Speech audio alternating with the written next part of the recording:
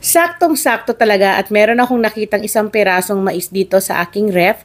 Kaya naman ito ang naisipan kong gamitin para dito sa ating lulutuin. Kaya naman samahin niyo ako. Bali, hiwain ko lamang po sa gitna. Then, tatanggalin natin yung ating mais. So, hindi natin isasama yung ang tawag dyan, yung nasa gitnang matigas na yan. Dahil alam ko, nahuhulaan nyo na kung ano yung lulutuin natin.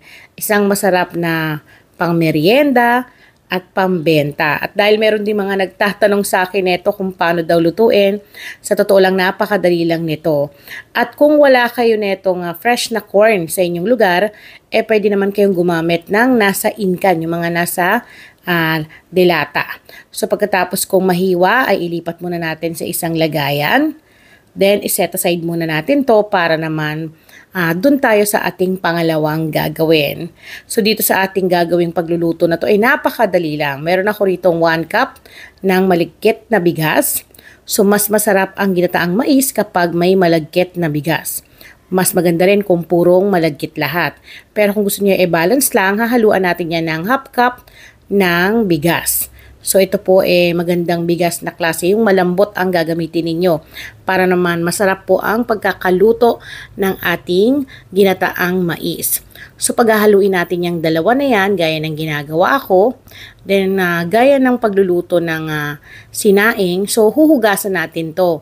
So kailangan natin hugasan ng 1, 2 hanggang 3 beses hanggang sa makita natin na malinis na itong ating bigas.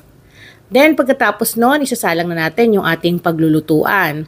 Bali dito, pagkatapos kung mahugasan yung ating malagkit at bigas, ngayon ay ilalagay na natin sa ating paglulutuan. So, napakadali lang, gaya ng pagluluto ng bigas, pero dito mas maraming sabaw.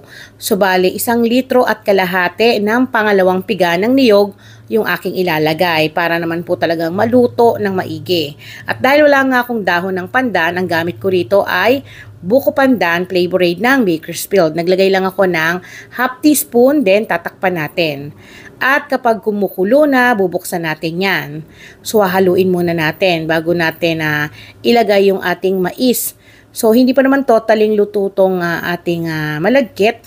So, hahaluin lang natin yan para maiwasan na manikit. Then, susundan na natin na ilagay dahan-dahan yung ating nahiwa na mais kanina. So, ilalagay natin to para naman maluto to ng mas maayos dahil nga ito ay hilaw. Hindi katulad ng mga nasa inkan na kahit sa huli natin ilagay ay pwedeng-pwede dahil yun po ay pwede na kagad kainin. Then, hilalo-halo ko lamang po at tatakpan ko yan. Hayaan natin ng ilang minuto. At eto nga, makalipas ang ilang minuto ay muntikan pang masunog ang ating niluluto. Ayan, kaka-cellphone mo yan, Manay. Kaya yung nakikita ninyong mga brown na maliliit na yan, ayan, muntikan ng masunog. Kaya naman kailangan ang pagluluto nito ay bantayan at mas mainam na halu-haluin maya-maya.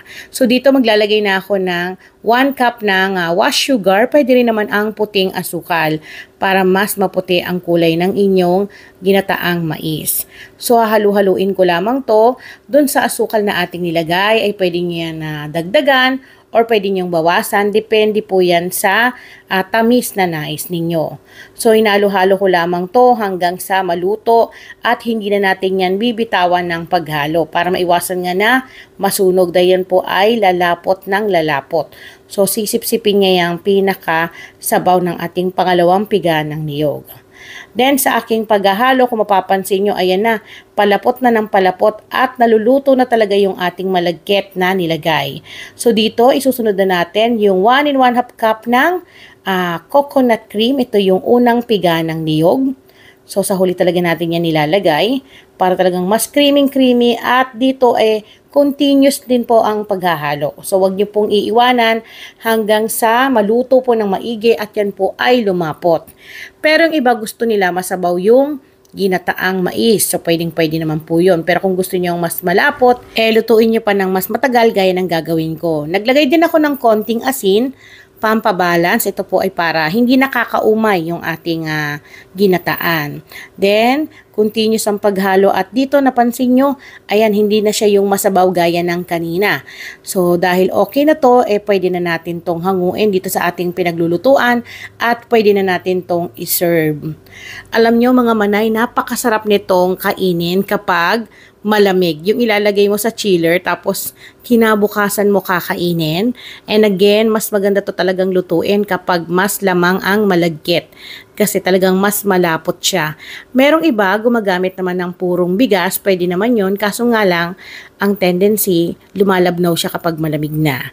Then, syempre, para mas level up yung ating ginataang mais, naglagay tayo ng evaporated milk sa ibabaw. O, di ba parang champurado lang.